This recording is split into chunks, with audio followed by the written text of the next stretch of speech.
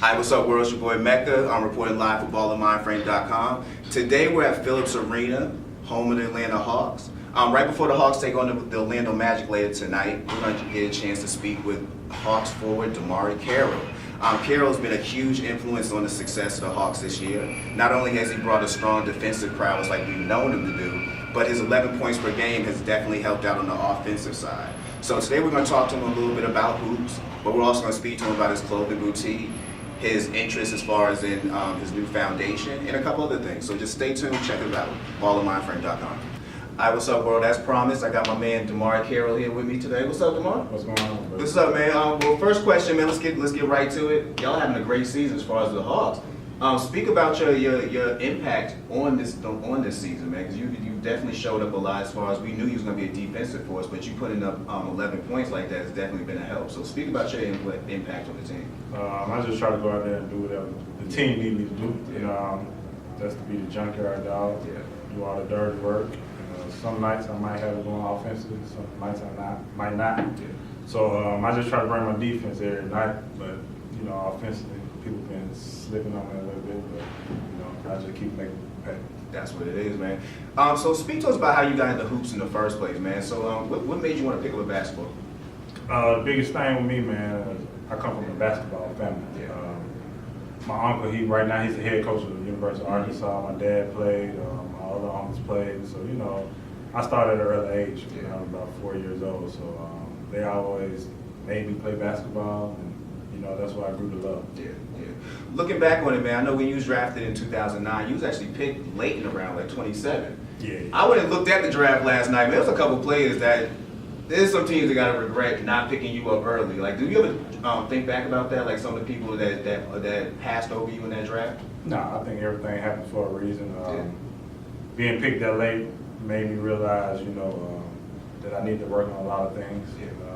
This is my 6th year in the league, and I think I done grew a lot from being picked 6 years ago. I think I done grew not only defensively but offensively, and understanding the game, understanding how to prepare myself before a game. So I think I'm kind of happy I got picked back then and at number 27, and I think it worked out for the best. All right, well, 6 seasons in, it seems like you might have finally found a home here in Atlanta. You know, you've been here since 2013. Do you feel like this would be your new home? You know, you seem to fit in really well with the team. You know, I'm pretty sure Atlanta's showing you a lot of love as a city, man. How's it, you know, how do you feel like as far as looking long term? You think this would be a place for you? Yeah, you know, I love the coaching staff. Yeah. Love the atmosphere, love the food. Yeah. You know, I love everything about Atlanta. It's 2.5 hours away from my home, Birmingham, Alabama. So I think it's possibly a home, but you know, you can't live in one place and just expect to live there your whole career. So you know, I got my eyes open, and hopefully, you know, this can be my home, but we'll see. I'll let my agent take care of it. I feel you, man. Aside from basketball, I know you have a lot of other interests in that happen in your life. One of them is you have a boutique. As you can see, it's pretty stylish today, man. Speak to us about what got you into fashion, number one, and what made you start your own store. My biggest thing, my brother, man, he died at an early age. He always big in clothes, and you know, I kind of dedicated my fashion and clothes always to him. I think my biggest thing is you represent, when you walk outside that house, you represent your family. Yeah.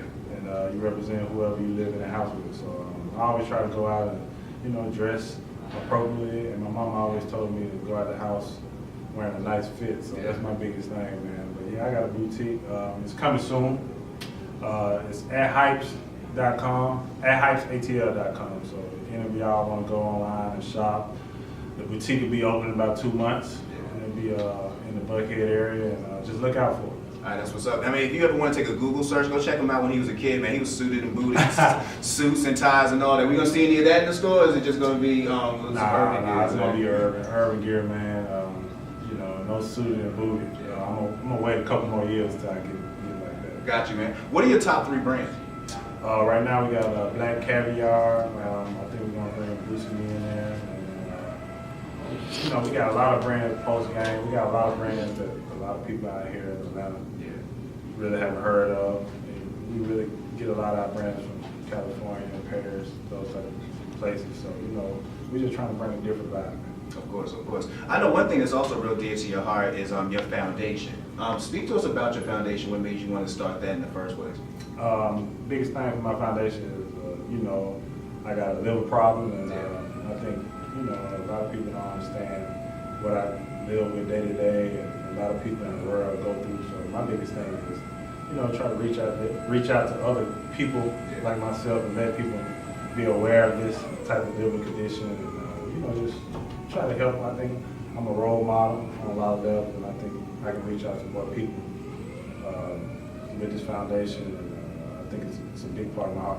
Definitely, definitely. And I know as far as being a role model, you're one of the few players, if I'm not mistaken, who are actively playing with such a disease.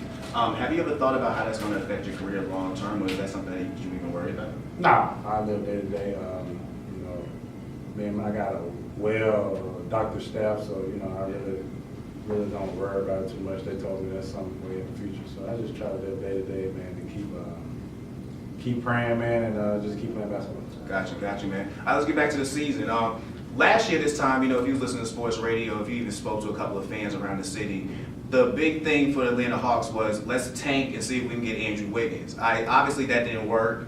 You built a nice solid team that got y'all at the top of the Eastern Conference rankings right now. How does it feel to see that kind of turnaround and to see that your team just can gel together the way it did and become as successful as it did? I think we got a lot of unselfish guys, no egos, high character guys. So I never heard of the tanking. That's new to me. So I think it just shows you, man, playing team basketball and not having one superstar, having a great group of guys, a great group of guys you can call stars. You can be at the top of the East, top of the NBA, and I think that's what we're showing everybody. Yes, what's up? Speak to me about Coach Bud and his influence on the team, because obviously he's been able to navigate a ship that's been in turbulencies, between what's going on with the front office to even just dealing with everyday situations, man. How has he been an influence on the locker room and as far as the team being successful? Coach Bud, he's been amazing. He's like a father figure to all of us. His commitment to communicate with us on and off the court is the biggest thing, and I think Coach Bud, man, he don't get a lot of credit for a lot of things he do off the court. And that's sending text messages, talking to people's families, doing little things, that most coaches in the NBA don't do. So my hats goes off to Coach Bud, because I think he's one of the best coaches in the NBA. That's what it is, man. All right, so next year this time, man, we're gonna see you make the All-Star team. Yeah, hopefully, man. Hopefully I can make it. But it was good. Four guys got in. I think we get a little bit more recognition. So hopefully next year I can make it. Yeah, we almost had a starting five in the All-Star. That would have been a huge accomplishment there. But y'all definitely have been playing excellent this year, and you have been a huge part of that. So we definitely appreciate your time, Junkyard. Good luck tonight on tonight's game. Good luck with the rest of the season. Appreciate it.